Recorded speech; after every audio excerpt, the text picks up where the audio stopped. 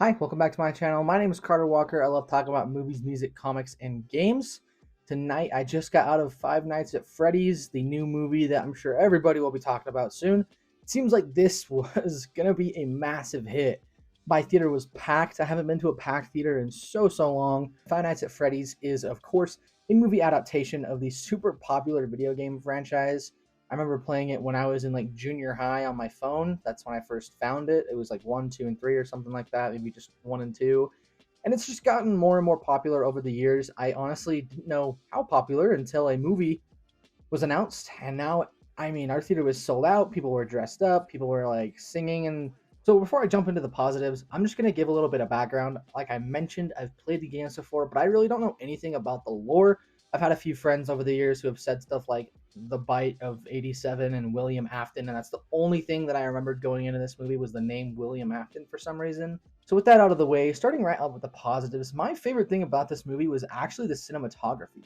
The cinematography and direction by Emma Tammi was actually fairly decent. The cinematography more so, in my opinion. There were a lot of really great, unique shots. Just the way the camera moves is so fluid and dynamic. There's a lot of great shots of just the Freddy Fazbear logo like reflected in a puddle, or a shot looking up out of a ball pit, or maybe when someone's running to go hit a power switch in the hall, the light flickers, you see an animatronic. Stuff like that. It's very, very simple, but it just adds a little bit of flavor to the movie that I really enjoyed. It added a lot of very interesting flavor to the movie, like I mentioned, but also made it just pop a lot more than I expected. And so it was a very neat surprise walking in and just seeing how great the cinematography was, how great the lighting and sound design were as well. This is a movie where technically everything that you see on screen, everything that you hear, is actually very well done. There's a lot of great gore noises when people are killed, when something is happening. You can kind of discern it by the unique sounds that come from it, and it's obviously very unique because I guess the animatronics have like razors and sharp objects inside them, and so you can kind of hear what's going on. And there's a few kills that I actually really enjoyed.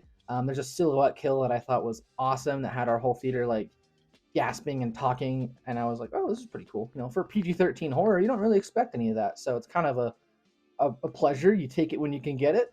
And for me, I really enjoyed a certain sequence where a bunch of people break into the Freddy's pizza place and the animatronics start taking them out one by one. Not really a spoiler, it's in the trailer. Speaking of which, the trailer spoils a lot of this movie. I would stay away from the trailer. As far as performances go, I adore Matthew Lillard. One of my favorite performances of all time is him as Stu Macher in the original Scream. Of course, he's Shaggy as well, but everything he touches, I just really enjoy. I love his work. I think he's just a great, tremendous actor that doesn't get enough work. So it's always a pleasure to see him pop up nowadays. And he does a great job in the role that he's given. He's just very quirky, and he just gives off, probably because I saw him in Scream, and that's my favorite role. That's what I remember him for. He gives off like very creepy vibes if he does it right, and I thought it definitely added to the movie's atmosphere. Now, if you're a fan, I'm sure there's going to be a lot of references, a lot of visual cues, sound cues that you're really going to love. Our theater was very excited about it. I personally didn't pick up on a lot of visual cues, sound cues, just because I don't really remember, but there's a few of them that I was like, oh, that's cool. That's nice. So overall, as far as lore goes, and Freddy fans, I just hit the biggest stutter. As far as lore goes, and like fans of the Five Nights at Freddy's franchise, I can't speak for you, but for like casual movie-going audiences or like horror fans like myself, unfortunately, I think you might be a little disappointed here. So let's get right into the mix. And going into the mix is going to just be the overall tone and mood of the film. Very unique, very interesting. However, I don't think it sticks the landing as well as it could have. It ends up coming off a little bit silly. As someone who's not familiar with the lore, I just felt like they jumped the shark in the end with a few things. Didn't really come off as seamless as I was hoping it to be, and it kind of tainted the movie for me.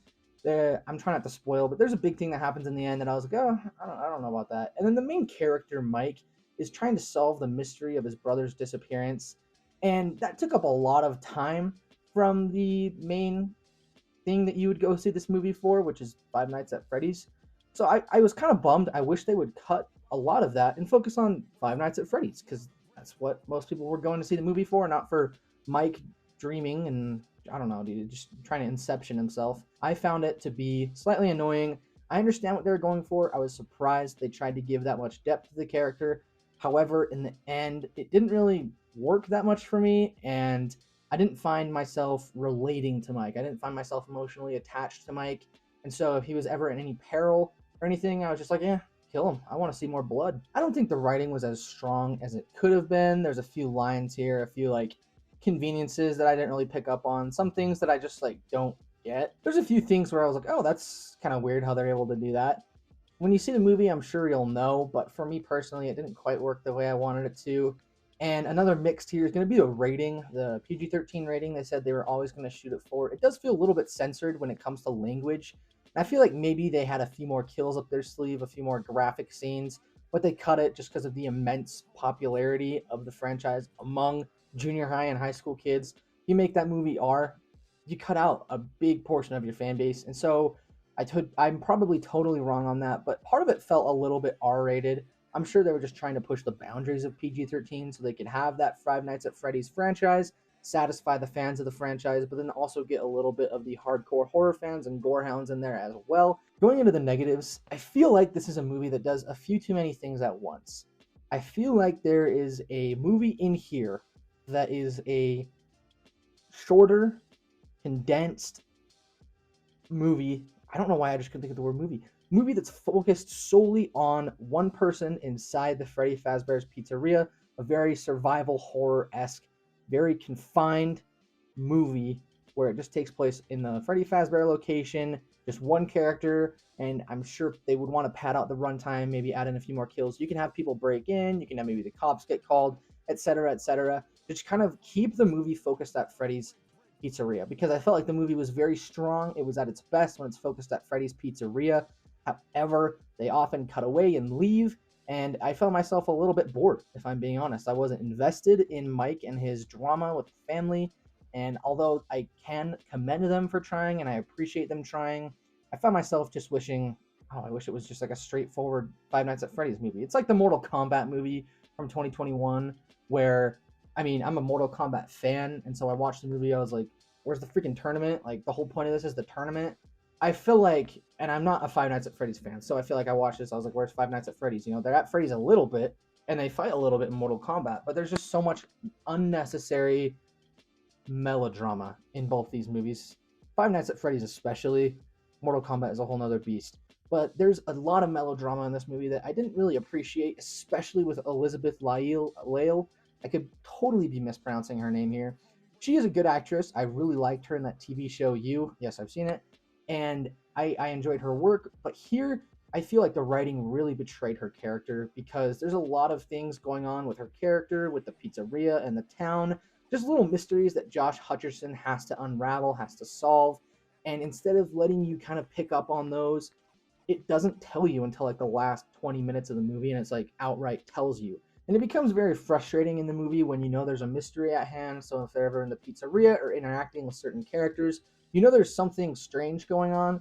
And instead of leaving little breadcrumbs for you to follow, the movie just outright decides to not tell you at all and doesn't give you anything to base off. At least me personally, I'm not a fan of the games. Doesn't give you anything to base a guess off of. It doesn't give you anything to solve it with. That doesn't make sense. But the reveal has no base for it, in my opinion. It didn't really come off. It came off as ham-fisted, came off as weird, just because it kind of came out of nowhere. It's very like, hey, this happened, and this happened. And of course, there's one part of the reveal that's like very, very obvious, right? It's kind of been built up. But the another part is just like out of the blue, like, yeah, this is it. And it's weird. And the ending does feel a little cheesy, a little out of nowhere. So overall, I feel like Five Nights at Freddy's would have benefited from another pass on the screenplay, would have benefited a lot from focusing a lot more at pizzeria and focusing on being a more survival horror film. However, I understand that this is a movie intended for younger audiences. I'm not the target audience. A ton of people loved it. I've talked to a few of my friends. They have loved it. So if you want to go give this a shot this weekend, go for it. Again, this is just my opinion. I can be a very hard audience sometimes, especially with horror movies. So, however, I do think Five Nights at Freddy's does have some merit to it. It's not terrible, but as someone who hasn't played the games, I don't think it's a masterpiece either. So overall, I'm going to go with like a 4.5 on Five Nights at Freddy's. I do love the cinematography and sound design.